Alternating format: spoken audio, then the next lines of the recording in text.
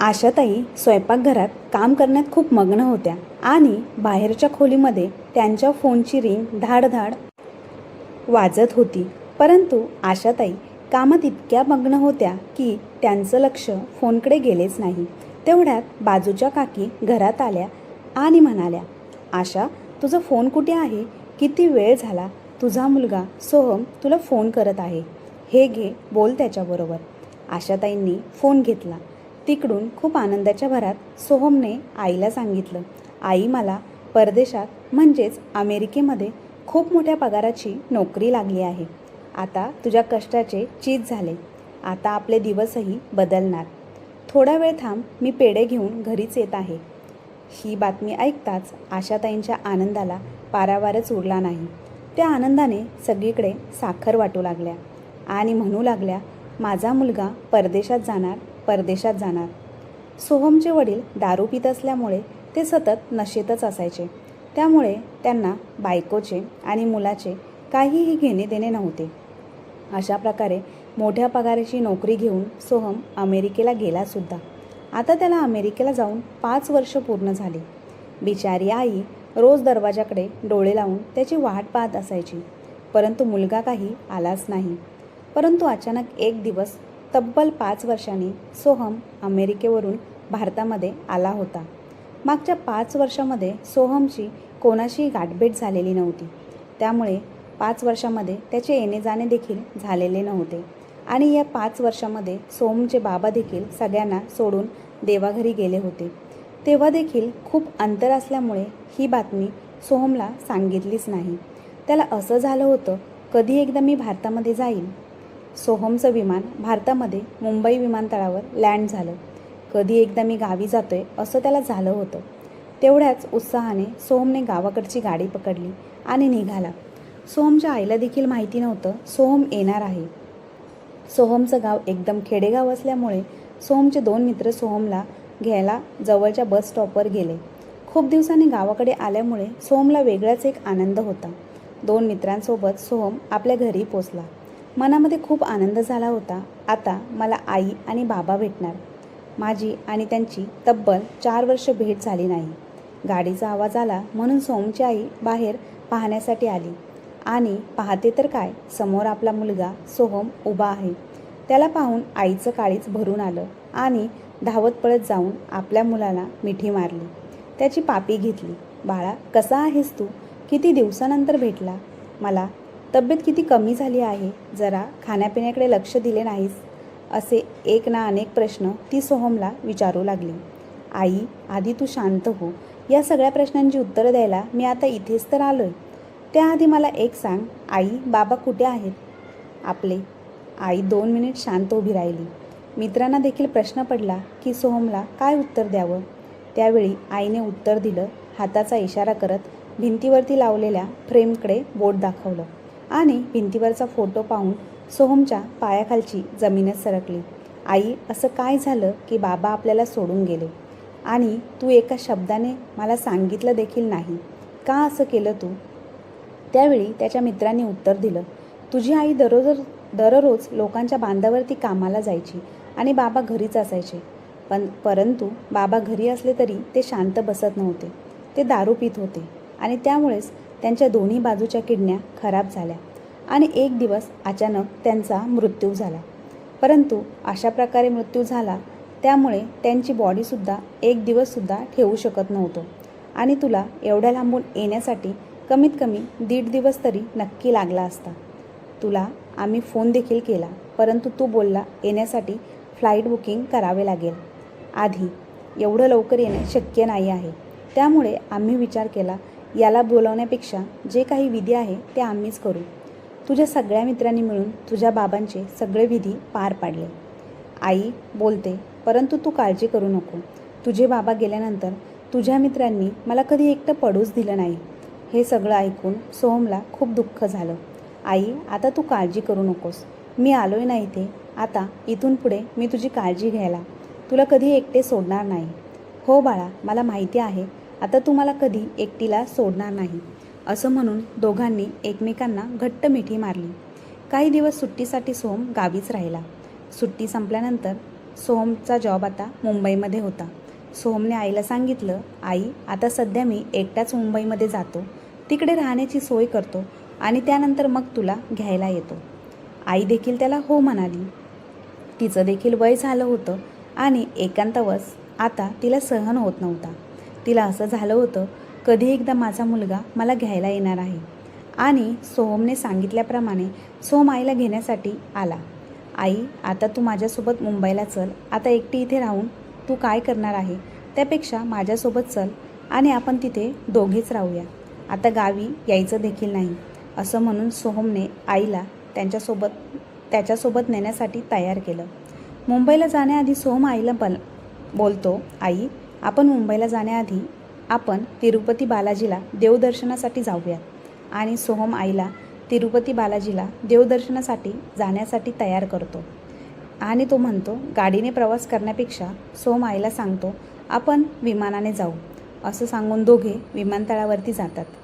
तिकडे गेल्यावर सोहम आईला म्हणतो, आई बाहेर माझे सर आले आहेत, त्यांना काही महत्त्वाचे डॉक्युमेंट्स मला द्यायचे आहेत, तू इथेच बस, तेवढे डॉक्युमेंट देऊन मी लगेच परत येतो, अर्धा तासामध्ये, इथून कुठेच हलू नकोस. सोहमने आईला विमानतळाच्या बाहेर बसून ठेवले.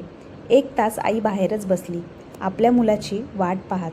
दुपार झाली होती तरी मुलगा आलाच नव्हता. आता सायंकाळची वेळ झाली, काळोख पसरत होता तरी आजी एकटीच बाहेर बसलेली होती. तेव्हा न राहून विमानतळावरच्या एका सिक्युरिटीने विचारलं, आई तुम्ही कोणाची वाट पाहत आहात?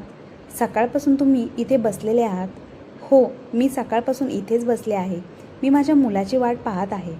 आई तुमचा मुलगा कुठे आहे?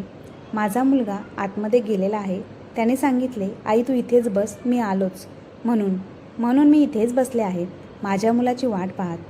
ही सगळी गोष्ट विमानतळावरच्या सिक्युरिटीच्या लक्षात येत होती. पण आईला बोललं तर ती नाराज होईल. आता मात्र रात्र होत चालली होती तरी काही त्या आईचा मुलगा आलेलाच नव्हता. त्यावेळी न राहून विमानतळावरच्या सिक्युरिटीने त्या म्हाताऱ्या आईला सांगितलं, आई 2 वेळा मी आतमध्ये जाऊन पाहून आलो आहे, आतमध्ये कोणीही तुमचा मुलगा नाही आहे, तुम्ही ज्याची वाट पाहत आहे असा कोणीही आतमध्ये नाही, आई तुमचा मुलगा तुम्हाला सोडून गेला आहे. आणि हे वाक्य ऐकल्यानंतर त्या म्हाताऱ्या आईला राग आला. तुम्ही असा कसा विचार करू शकता माझ्या मुलाबद्दल आणि माझ्याबद्दल? माझ्या मुलाचं माझ्यावरती खूप प्रेम आहे, तो मला चुकूनही इथे सोडून जाणार नाही हो. आई माफी असावी, हे सगळं खरं देखील असेल, पण आतमध्ये तर कोणीही नाही. त्यापेक्षा तुम्ही एक काम करा, आता रात्र झालेली आहे, त्यामुळे आजचा दिवस तुम्ही माझ्यासोबत चला. नाही नको, माझ्या मुलाने सांगितलं आहे, आई तू इथेच बस, मी तुला इथेच घेण्याकरता येणार आहे. आणि जर मी तुमच्यासोबत आले आणि माझा मुलगा इथे आला, त्याला मी इथे दिसले नाही तर तो मला कुठे शोधेल? त्यापेक्षा नको, मी इथेच थांबते. विमानतळावरच्या सिक्युरिटीच्या लक्षात आलं, आईला घेण्याकरता तिचा मुलगा नक्कीच येणार नाही. पण कसं सांगू त्या आईच्या हळव्या मनाला? तोही जरा दुःखी होऊन घरी जाण्यासाठी निघाला. आई रात्रभर त्याच ठिकाणी पायरीवरती बसून डोळ्यात तेल घालून आपल्या मुलाची वाट पाहत होती. रात्र सरत चालली होती, परंतु मुलगा काही आलाच नाही. वातावरणातील गारवा आईच्या अंगाला स्पर्श करून जात होता. आईच्या अंगामध्ये इतके त्राण राहिले नव्हते. सकाळ झाली. विमानतळावरचा सिक्युरिटी पुन्हा त्याच्या ड्युटीवर परत आला आणि पाहतो तर काय, 4-5 कुत्रे एका व्यक्तीच्या अंगावरती भुंकत होते. त्या कुत्र्यांना हकलवत आणि समोर पाहिलं तर ती म्हातारी आई बेशुद्ध होऊन पडलेली होती. लगेचच त्या सिक्युरिटीने डॉक्टरांना कळवले. आईला डॉक्टरांनी तपासलं. त्यावेळी डॉक्टरांनी सांगितलं, यांनी कसला तरी ताण घेतला आहे. टेन्शन आल्यामुळे आणि रात्रभर बाहेर राहिल्यामुळे अंगामध्ये थोडेही त्राण राहिलेले नाही. डॉक्टरांनी तपासून त्यांना गोळ्या औषधे लिहून दिली. आई मात्र आता शुद्धीवर आलेली होती. आईला आता जवळच असलेल्या चहावाल्याकडून चहा मागून चहा बिस्किट खायला घातलं. आईने ते खाल्लं. आई आता हळूहळू मात्र रिकवर होत होती. त्यावेळी पुन्हा एकदा मी आईला सांगितलं, आई तुमचा मुलगा तुम्हाला कधी घेण्यासाठी येणार नाही. आम्ही नेहमीच असे प्रसंग बघतो. मुलं आपल्या म्हाताऱ्या असणाऱ्या आईवडिलांना घेऊन इथेच येऊन सांगतात की आम्ही तुम्हाला घेऊन जाणार आहोत आणि इथे सोडून कायमचे निघून जातात. हे आमच्यासाठी नवीन काही नाही. आई तसंच तुमच्या मुलाने तुम्हाला फसवलेलं आहे. तो काही तुम्हाला परत घेण्यासाठी येणार नाही. आता हळूहळू सगळा प्रसंग आईच्या लक्षामध्ये येत होता. आता मात्र हताश झालेली आई वेगळ्याच दुःखामध्ये जात होती. आई, तुमचं गाव कोणतं, कुठे आहे, मला सांगा, मी तुम्हाला तुमच्या गावाकडे पोचवतो. त्यावर त्या आईने उत्तर द्यावं, बाळा, माझ्या गावचा पत्ता मी तुला सांगेनही, परंतु गावी राहण्यासाठी घर तर हवं. पण तेच घर माझ्या मुलाने विकलं आणि मला सांगितलं, आई आता आपण मुंबईलाच राहणार आहोत आणि गावी येणार नाही, मग ते घर कशाला ठेवायचं, असं सांगून घर देखील विकलं. आता मी गावी गेले तर कोणाकडे राहणार, गावी असं माझं कोणीही नाही. मला या संपूर्ण जगामध्ये फक्त माझा मुलगा एकटाच होता. आता त्याने मला अनाथ केला आहे. माझा नवरा लवकरच सोडून मला देवाघरी गेला. राहिला होता तो फक्त मुलगा. आता त्यानेसुद्धा मला सोडून दिलेला आहे. आता मी पुढचे दिवस कसे काढू. ही सगळी आईची व्यथा ऐकल्यानंतर त्या माणसाच्या डोळ्यामध्ये अश्रू आले. आई, तू काळजी करू नकोस, तुझी काहीतरी सोय मी करतो, असं बोलून तो जरा बाजूला झाला. विमानतळावरच्या सेक्युरिटीने त्याचा मित्र मनोज आणि त्याच्या बायकोला सुप्रियाला फोन लावला. घडलेला सगळा प्रकार सुप्रियाला सांगितला. सुप्रियाला देखील खूप वाईट वाटलं. सुप्रिया मनोजला सांगते, तुम्ही त्या आईला आपल्याच घरी राहायला घेऊन या. त्या दोघांमध्ये बोलणं झाल्याच्या नंतर मनोज आईला विचारू लागला, आई, तू माझ्या घरी येशील का राहायला. परंतु त्या आईने विचार केला. आज सख्ख्या मुलाने, पोटच्या पोराने, ज्याला 9 महिने उदरामध्ये सांभाळलं, जन्माला घातलं, तोच मुलगा आज मला सोडून गेला आहे. आणि कोण कुठला हा मनोज, त्याच्या घरी मी कशी राहायला जाऊ.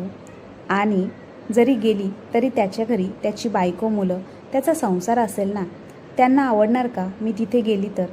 हे सगळं त्यांच्या मनामध्ये येत होतं. तेव्हा आईने उत्तर दिलं, नाही मनोज, मी नाही येऊ शकत तुझ्यासोबत. तुझ्या घरी तुझा संसार, मुलं बाळं, त्यात माझी कशाला तू अडचण करून घेतोयस. आईने स्पष्ट शब्दात मनोजला नकार दिला होता. आई काही ऐकून घ्यायला तयारच नव्हती. म्हणून मनोजने सुप्रियाला फोन केला आणि सुप्रियालाच आईला घेण्यासाठी बोलावलं. सुप्रिया आईला घेण्यासाठी आली. आई, मी मनोजची बायको सुप्रिया. आई, तुम्ही आमच्या घरी चला, आम्हाला कसलंही टेन्शन नाही. तसंही मनोजला त्याचे आईबाबा नाहीत आणि मला देखील माझे आईबाबा लवकरच सोडून गेले. त्यामुळे आई, चल, तू चल ना आमच्या घरी राहण्यासाठी. देवानेच पाठवलेली आई आहेस आमच्यासाठी, तू चल आमच्या घरी, असं म्हणून सुप्रियाच्या विनंतीला मान देऊन ती म्हातारी आई मनोज आणि सुप्रियाच्या घरी राहण्यासाठी गेली. मनोज आणि सुप्रियाचं घर तसं लहानच होतं, परंतु मन मोठं असल्यामुळे म्हातारी आई त्यांच्यामध्ये राहत होती. मनोजची 2 लहान मुलं त्या म्हातारी आईला आजी आजी करत मागे मागे फिरत होती. आजीचं देखील मन तिथे रमलं. तिला देखील त्या वातावरणामध्ये आनंद मिळू लागला. मनोजची नोकरी एका विमानतळावरच्या सिक्युरिटीची होती, अगदीच कमी पगाराची. त्या आजीच्या लक्षात येत होतं. त्यामध्ये खाणारी तोंड 4 आणि त्यात वाढलेली मी 5वी. आजीला वाईट वाटायचं, परंतु मनोज आणि सुप्रिया त्या म्हाताऱ्या आईला काहीही कमी पडू देत नव्हते. स्वतःच्या आईप्रमाणे जीव लावत होते. हे त्या म्हाताऱ्या आईच्या लक्षामध्ये येत होतं. मनोज कामाला निघून जायचा, मुले शाळेमध्ये निघून जायचे. घरी फक्त म्हातारी आई आणि सुप्रियाच असायची. मग दोघींमध्ये चांगल्या गप्पा रंगायच्या. सुप्रिया घरामध्ये काम करायला लागल्यावरती तिला कामामध्ये मदत करायची आई. असंच त्यांचं डेलीचं रुटीन झालं होतं. एक दिवस भाजी आणण्याकरता म्हातारी आई बाजारामध्ये गेली आणि तिथे लॉटरीचे तिकीट विकत असताना तिला दिसली. तिने एक तिकीट विकत घेतलं आणि घरी आली आणि ते तिकीट सुप्रियाच्या हातामध्ये दिलं. सुप्रिया, सांभाळून ठेव. सुप्रियाने सांगितलं, आई, कशाला आणता हे असं लॉटरी वगैरे, काही कोणाला लागत नाही हो. सुप्रिया, पण हे सांभाळून तर ठेव. परत दुसऱ्या आठवड्यामध्ये आई भाजी आणायला गेली. परत एक लॉटरीचे तिकीट विकत घेऊन आली. असं करता करता महिन्याचे 4 तिकीट तिने विकत घेतली. शेवटच्या आठवड्यामध्ये तिकीट घेण्यासाठी गेल्यावर त्या तिकीटवाल्याने सांगितलं, आई, तुम्ही दर आठवड्यात न चुकता माझ्याकडं लॉटरीचे तिकीट घेऊन जात आहे. त्यामुळे सगळे तिकीट जपून ठेवा, सांभाळून ठेवा आणि उद्या लॉटरीचा नंबर टी व्हीवरती सांगणार आहे. बरोबर या टायमिंगला तुम्ही लॉटरीचे तिकीट हातात घेऊन तुमचा नंबर टी व्हीवरती चेक करा. हो बाळा, असं म्हणून म्हातारी आई घरी निघाली. घरी आल्यावर तिने सुप्रियाला सांगितलं, सुप्रिया, हे घे, ह्या महिन्यातील हे लास्ट तिकीट आहे. उद्या टी व्हीवरती नंबर सांगणार आहे. त्यामुळे उद्या सगळे तिकीट घेऊन आपण टी व्हीवरती नंबर पाहण्यासाठी बसू आणि जे काही असेल ते आपल्या दोघींमध्येच असेल.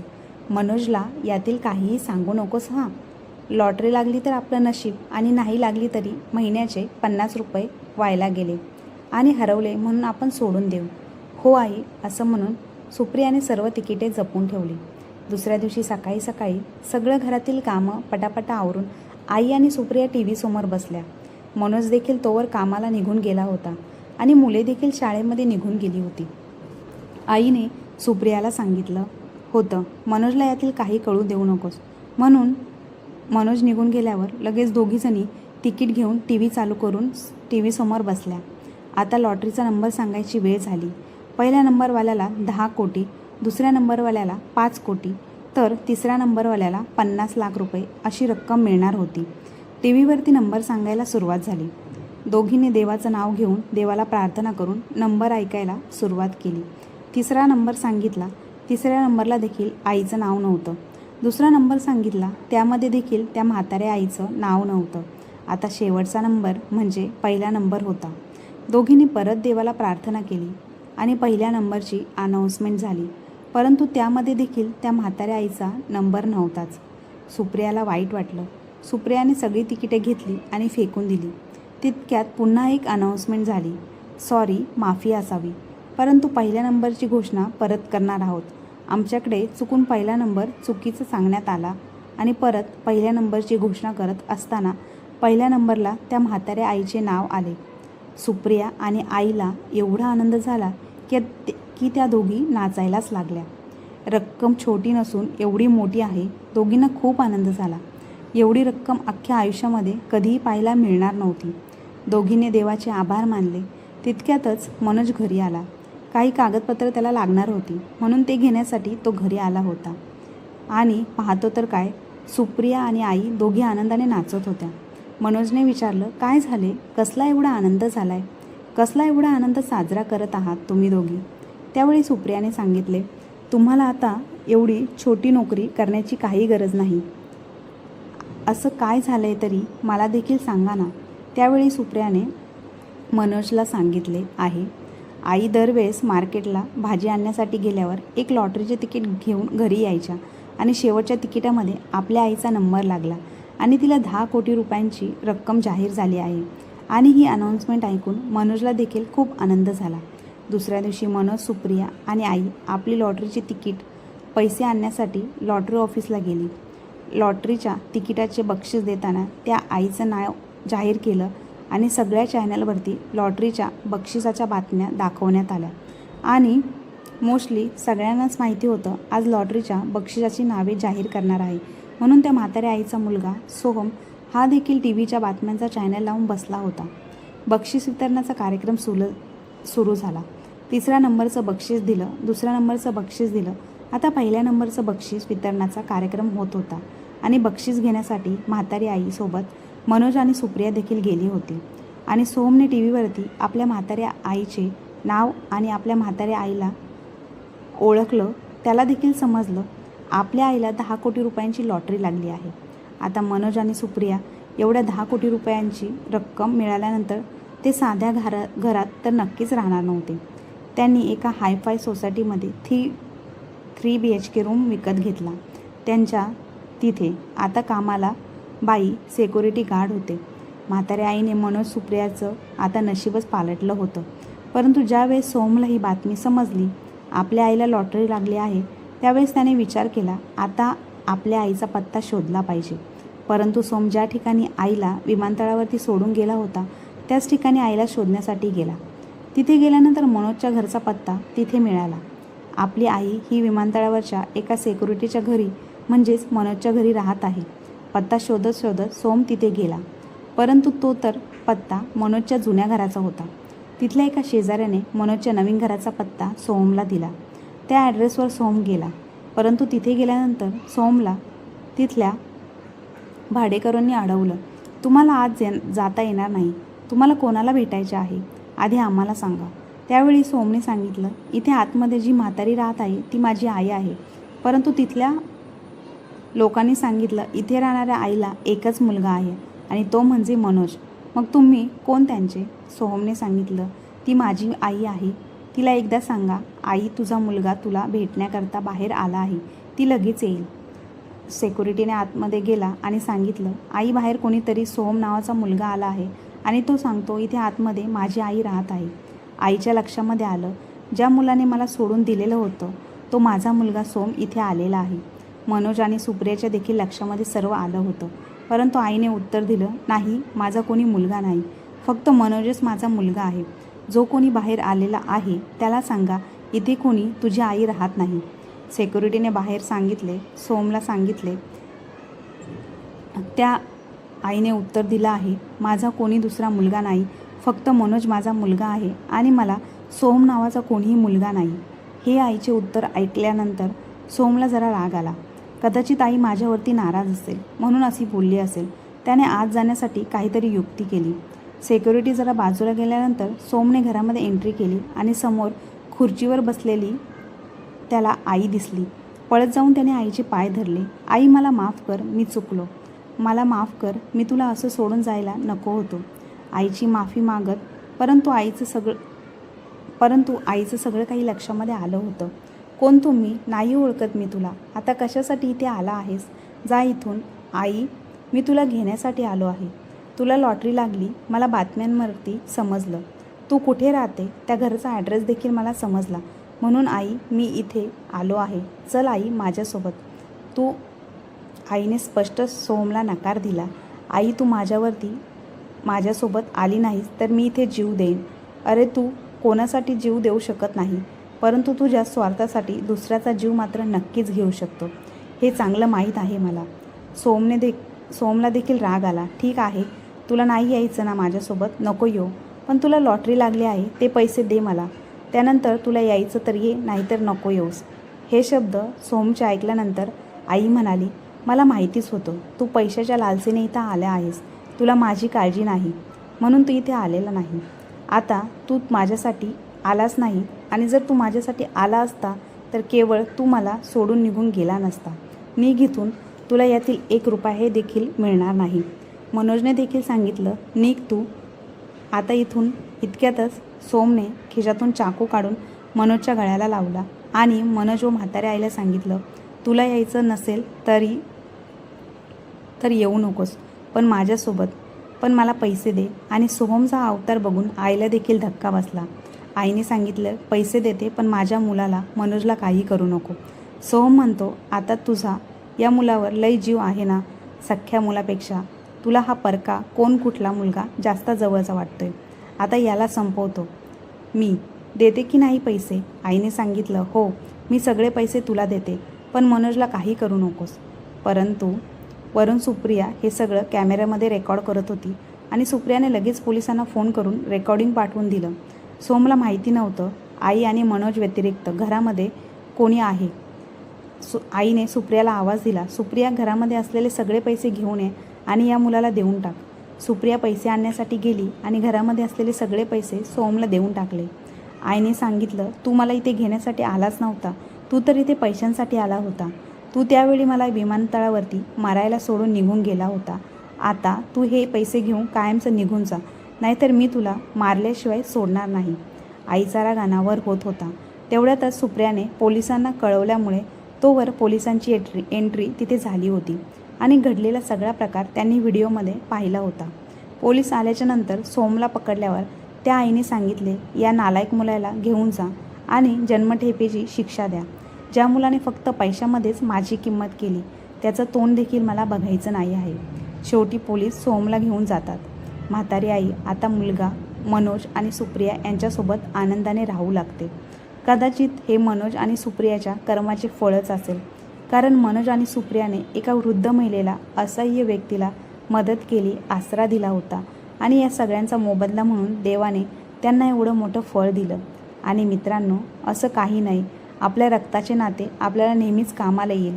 कधीकधी परकी नाते देखील आपली होऊन जातात आणि आपल्या रक्ताची नाती देखील परकी होऊन जातात. स्वार्थी व्यक्ती कधीही कोणाचा सख्खा होऊ शकत नाही, भले तो रक्ताचा असो किंवा परका असो. तात्पर्य असं की स्वार्थी लोकांमध्ये राहण्यापेक्षा एकटं राहिलेलं कधीही चांगलं. लांबची आणि जवळचं रक्ताचं आणि परकं असं काही नसतं. कधीकधी परके आपले होतात आणि आपले परके होतात. कधी रक्ताचे स्वार्थी होतात तर कधी जवळचे परके होतात. तर मित्रांनो, असा मुलगा कोणत्याच आईच्या पोटी जन्माला नको येऊ देत. साध्या भोळ्या आईला फसवताना अशा मुलांना थोडीसुद्धा लाज कशी वाटत नाही. ज्या आईच्या पोटात 9 महिने राहिला त्याच आईचा हात धरून तिला एखाद्या अनोळखी ठिकाणी सोडून जायला त्यांचे हात कसे धजावतात. तर मित्रांनो, तुम्हाला या कथेबद्दल काय वाटते कमेंट बॉक्समध्ये नक्की कळवा. आणि आजची कथा आवडली असल्यास आपल्या चॅनलला लाईक, शेअर, सबस्क्राईब नक्की करा. धन्यवाद.